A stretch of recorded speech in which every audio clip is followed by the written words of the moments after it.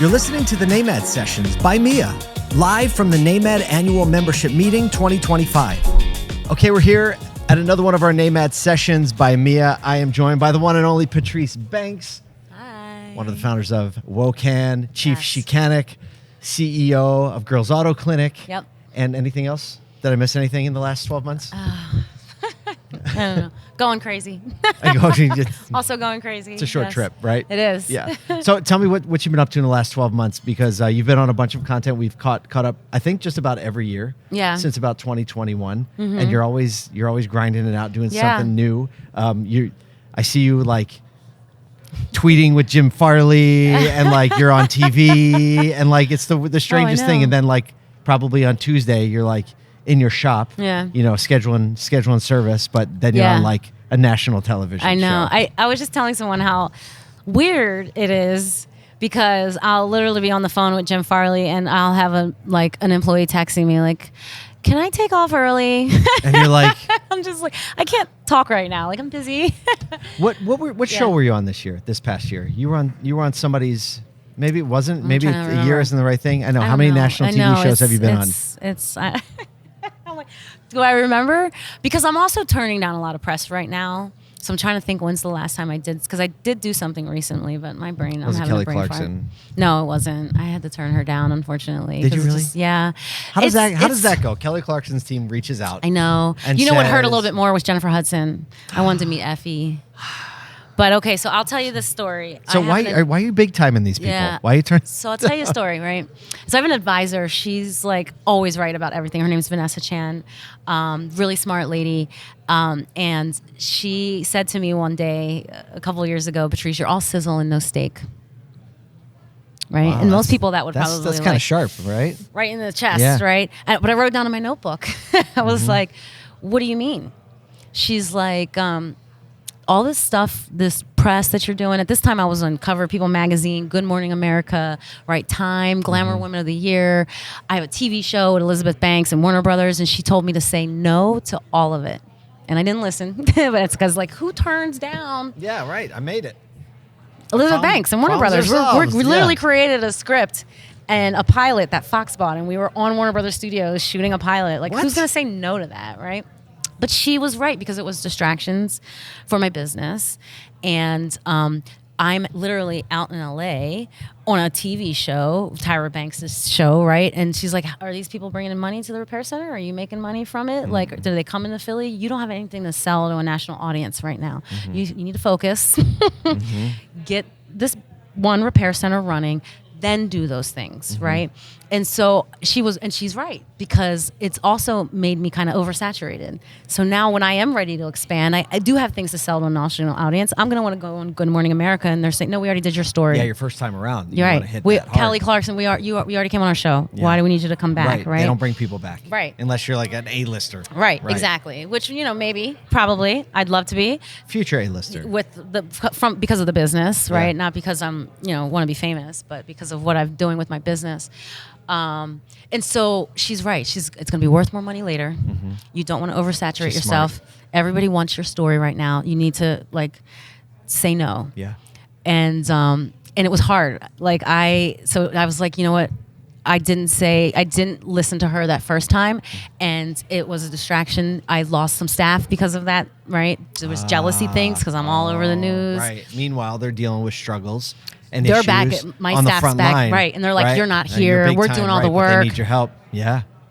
She's like, "This isn't right. Like, you've got to focus and don't give in to the sizzle." I think that people misunderstand what it is to be on a show or be featured or be on the cover of a magazine, and a lot of those, some of them best intentions, some of them are just media companies, right? And they're just looking for the next feature. Yeah. Right? But the moment that's over, it's like they move on to the next thing, but you still have your life and your challenges and your problems and a business that's in a stage of growth that needs a lot of hand-holding and a lot of attention. Yeah. And so it, and these legacy companies, like I've worked with, like Time and Glamour and like People and stuff, they're not very respectful of the business. Like they were not great experiences for me. No, they were not, right? That I'm like, I don't even know why I'm doing this. No, they literally churn They're it there out. for your story. It is a mill. And that's it. They don't care about your business. They will squeeze every drop they can out of you. Yep. And then they will discard you to the side. Because I'll say to them, okay, I'll do this story, but we have this coming out, right? Can you let me know when the story comes out so we can share it? Like, no.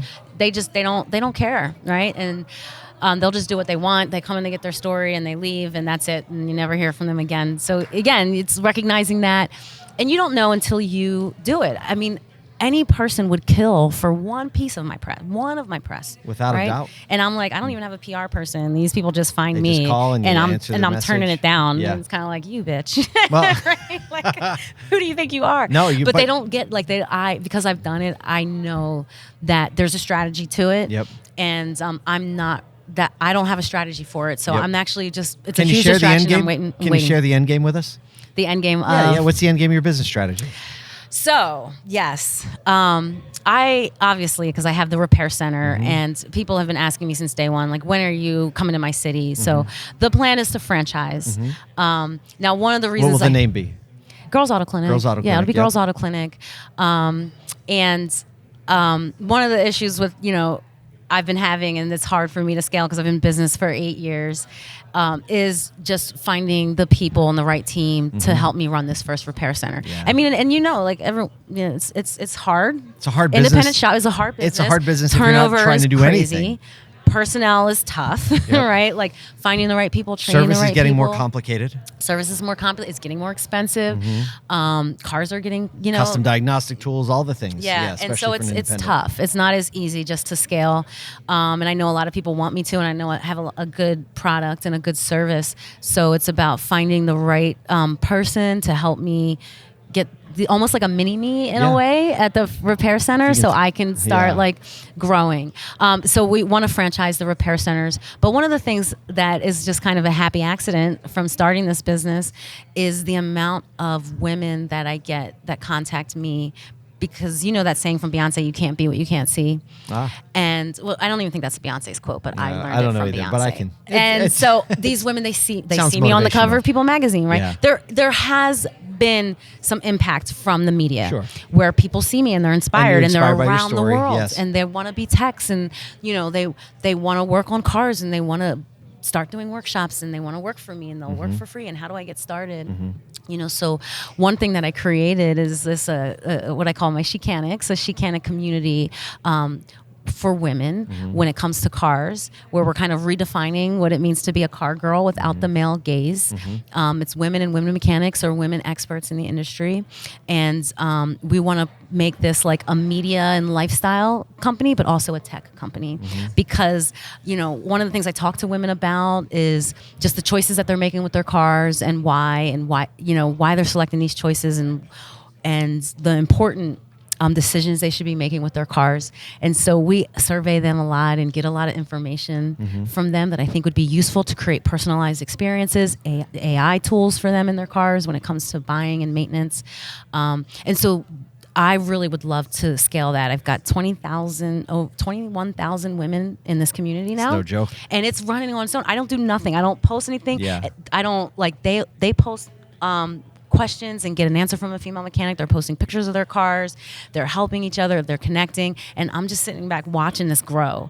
And I'm like, I should be advertising. I should be posting things to them. For them, I should. Well, you're gonna develop your path to that. monetization for that, and whether it's a closed community that is sponsor driven or it is subscription driven. Well. Both. or We've got ideas to do that. Yeah. So I have the Chicana community, and I also have an apprenticeship program. From women who, like I said, they out of this community, they want to work on cars. They're feeling more empowered. They see us doing it. And at the same time, people like Jim Farley or people at Carvana or Asbury Auto are reaching out to me and saying, Patrice, where are the women? I'm like, well, they're in my DMs, right? I got them. The women are in my DMs. I know where they all are. Right, I got my girls. Let's create an apprenticeship program for them to get into this industry, right? And say, hey, Ford, here I've got 9 girls here that want to be techs. We're gonna train them to be C techs, right? We're gonna find these women. We're gonna recruit them. We're gonna give them some really hands-on training.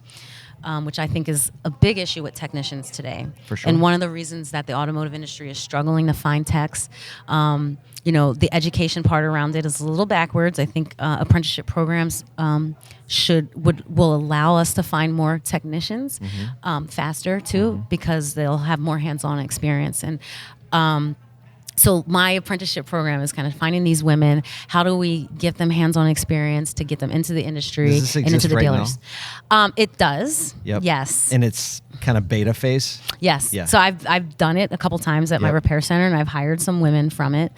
But I want to scale that, right? Yes. And so there's opportunities to do that, not just with auto companies, but the Department of Labor, because their number one fund right now is to give money to apprenticeships for automotive. The Department of Labor. Anything that is the trades. Yeah. I mean, it's just a good season coming into the skilled trades where people are starting to look at it as a very viable and safe career choice. Yeah. For the first time. Oh yeah. In like 40 years. Yeah. Right. Especially everything happening with technology. There's no safer place to be than actually having to fix something with your bare hands. Right, with your hands, right? And I tell you, this is intelligence with your hands. It's not just in your brain. Absolutely. And I think people are recognizing that. Why some of these trade professions were looked down on, like if you don't go to a 4-year college, was like, you go to a trade the school. Only way you build value in yourself. You have to be really smart to be a technician, Without right? a doubt. You have to think like Smart, an engineer. Resilient, because you're an engineer. You are. Right. I call us reverse engineers, right? Mechanics are reverse engineers, and so and part of my apprenticeship program is the recruitment process, right? I've been told before retention is really hard, but recruitment's easy. And I'm like, retention's hard because you think recruitment's easy. We're not recruiting the right techs for these jobs. What are the skill set you need to be a good technician? It's problem solving, it's critical thinking, it's like puzzles. There's also like a savior complex. You want to figure it out and save the day. It's not, I like cars. Right. I like fast cars. Yeah. Right. You're not going to make it as a tech. No. And so I think that they're desperate to find people. So they're just kind of like, we need people. We'll kind of let anybody in. It's like throwing spaghetti at the wall and seeing what sticks. And that's why your retention isn't there, because you're not recruiting the correct people with the right skills for this role. And so, looking at that and trying to help find, and recruit some of the people that we're going to need, especially if we're going to AI and we're going to electric vehicles. Yes. I mean, the future is definitely full of bumps. Yeah. However, I think what you're doing is something that actually has staying power moving forward. So it's always good to catch up with you and hear about like the visions and the A-listers you're turning down. It makes me excited. Thanks again for sharing with us. Soon. Oh, no. We're going to have you back on. But I always say yes to you. Oh, thank you. Because you guys you get my vision. I didn't think about that. Yeah. Kelly Clarkson got the no. Yeah. We got the yes. I always say yes to you guys because it's more aligned with what I'm trying to do. You got the shirt to prove it. And I absolutely love the brand. And I always get compliments when I wear my you love people more you love car I can shirt. vouch for this. You wear that shirt anywhere and you will get stopped. You will get comments no matter where you're traveling. So I love it. No matter where you are. Well, and it gives me an opportunity to talk about you guys and also what I do, That's absolutely. Well, thanks for saying yes, and thanks for keeping being on the grind. We'll catch up with you soon. I'll always say yes. Anytime you need me, you got me. You got my number too, so appreciate I can't escape it. Thanks again, Patrice. Thank you. Thank you for listening to this NAMAD session brought to you by Mia. At More Than Cars, we're obsessed with uniting people around one big idea, that thriving people are the only path to a thriving and profitable industry. And if that resonates with you, head over to morethancars.com to join our email list and check out our full list of podcasts and programming.